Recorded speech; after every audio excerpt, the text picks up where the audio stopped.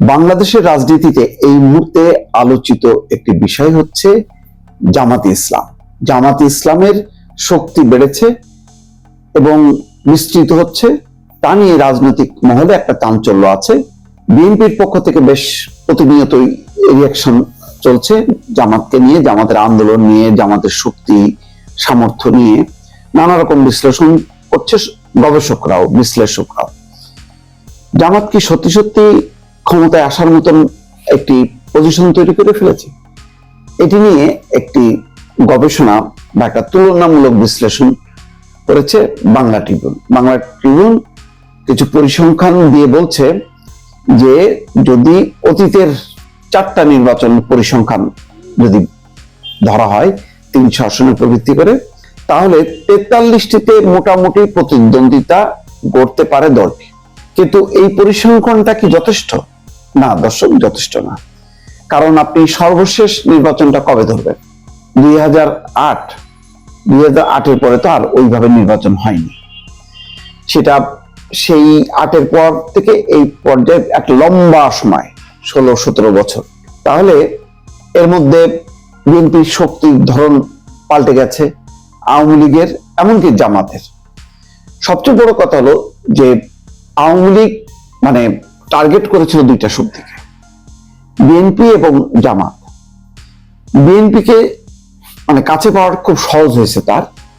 BNP স্বরূপে মানে বিদ্যমান ছিল, আর জামাতের উপরে যেহেতু হত্যা, নির্যাতন, নিপীড়নের মাত্রাটা বেশি ছিল বলে জামাত কৌশল পরিবর্তন করে। জামাতের একটা অংশ ছিল ওপেন, আর একটা অংশ ছিল গোপনে, যার ফলাফল কিন্তু তারা পেয়েছে।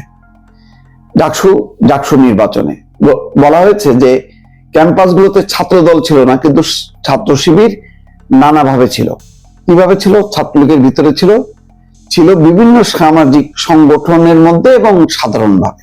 তারপরে মাঝে মধ্যে মানে ছাত্রলীগের সন্দেহের মধ্যে থাকতো, কিছু কিছু ধরা পড়তো। কিন্তু আলটিমেটলি ছাত্রলীগ যেহেতু ক্ষমতার রাজনীতি, লুটপাট, চাঁদাবাজির ধান্দায় ছিল, ফলে শিবিরকে শনাক্ত করা বা উৎখাত করার কাজটা করেনি, যেটা ছাত্র দলের ক্ষেত্রে সহজে পেরেছে।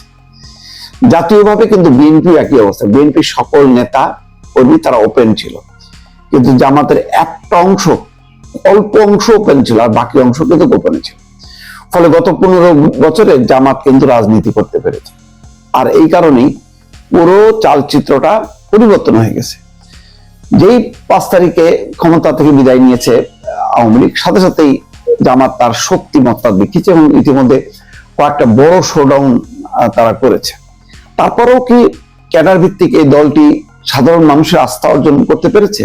কেউ বলে পেরেছে, কেউ বলে না, পারেনি। ওই মাত্রায় তার ক্ষমতা বাড়েনি যে 43টা যেটা বলা হচ্ছে যে আসন, সেটা ডাবল হয়ে যাবে বা 3 গুণ হয়ে যাবে।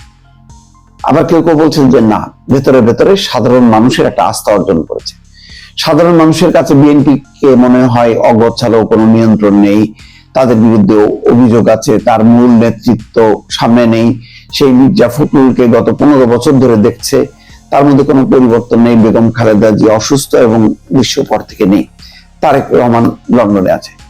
ফলে একটা বিরাট যে শূন্যতা, রাজনৈতিক শূন্যতা, সেই শূন্যতা খুব দ্রুত গতিতে জামাত সেই জায়গাটা পূরণ করতে পেরেছে।